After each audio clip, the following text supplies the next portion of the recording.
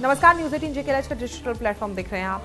रुक करते हैं लद्दाख की टॉप न्यूज़ का। लद्दाख के करगिल जिले से खेल और महिला सशक्तिकरण से जुड़ी एक बहुत अच्छी खबर सामने आई है। करगिल में लड़कियों के लिए 15 दिवसीय आइस हॉकी प्रशिक्षण से टूर्नामेंट का शुभारंभ किया गया है। इस कार्यक्रम का उद्घाटन लद्दाख स्वायत्त पहाड़ी विकास परिषद करगिल के कार्यकारी पार्षदों काचो फिरोज ने किया और इस पहल को इलाके में खेलों के विकास के साथ साथ बेटियों को आगे बढ़ाने की दिशा में एक बड़ा कदम माना जा रहा है। दरअसल ये कार्यक्रम मिशन शक्ति और बेटी बचाओ बेटी पढ़ाओ योजना के तहत आयोजित किया गया है, जिसे महिला सशक्तिकरण के लिए जिला हब यानी कि district hub for empowerment of women Ladakh प्रशासन के सहयोग से संचालित कर रहा है। और इस 15 दिन के प्रशिक्षण और प्रतियोगिता कार्यक्रम में करीब 50 लड़कियां हिस्सा ले रही हैं, जो करगिल और आसपास के इलाकों से आई हैं। और उद्घाटन समारोह के दौरान कार्यकारी पार्षद काचो फिरोज ने प्रतिभागी लड़कियों का उत्साह बढ़ाते हुए कहा कि आइस हॉकी लद्दाख की पहचान बन चुका खेल अब इनमें लड़कियों की बढ़ती भागीदारी ये दिखाती है कि बेटियां किसी भी क्षेत्र में पीछे नहीं हैं। अगली खबर, ईरान में रह रहे लद्दाख के नागरिकों की सुरक्षा को लेकर एक अहम पहल सामने आई है।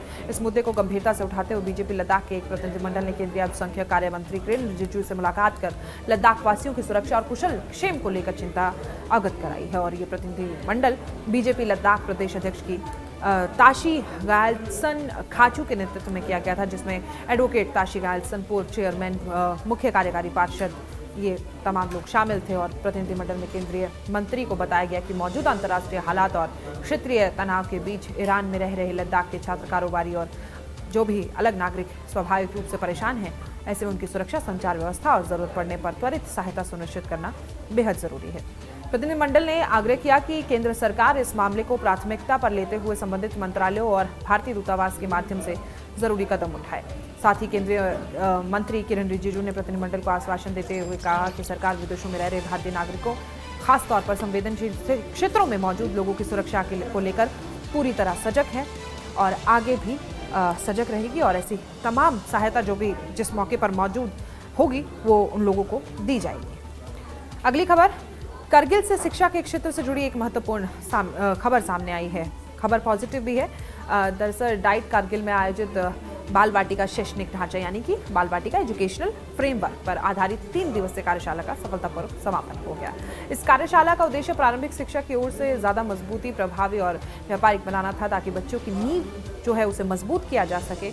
और इस 3 दिन कार्यशाला में करगिल जिले के विभिन्न शैक्षणिक जोन में आए करीब 50 सेवारत यानी कि इन सर्विस जो टीचर्स थे, उन्होंने एक्टिव होकर इसमें भाग लिया। और इसके दौरान जितने भी टीचर्स थे वो बाल वाटिका एजुकेशनल की अवधारणा और उसके मोटिव और इसके तहत बच्चों के स्वांगीण विकास पर विस्तृत उन्होंने जानकारी दी। खासतौर पर ये बताया गया कि प्रारंभिक अवस्था में बच्चों की सीखने की क्षमता को खेल, गतिविधि और अनुभव आधारित तरीकों से कैसे बेहतर बनाया जा सकता है। इसका एक अहम हिस्सा बाल वाटिका मॉडल लैब का शैक्षणिक भ्रमण रहा, जहां प्रतिभागी शिक्षकों ने व्यापारिक रूप से ये देखा कि कक्ष में बाल वाटिका ढांचे को किस तरह लागू किया जा सकता है। और इस दौरान शिक्षकों को शिक्षण सामग्री, गतिविधियों की योजना और बच्चों के साथ जो भी बातचीत के नए तरीकों से परिचित कराया गया, जिससे सीखने की प्रक्रिया बहुत ज़्यादा इंटरेस्टिंग और बहुत ज़्यादा प्रभावी बन सके।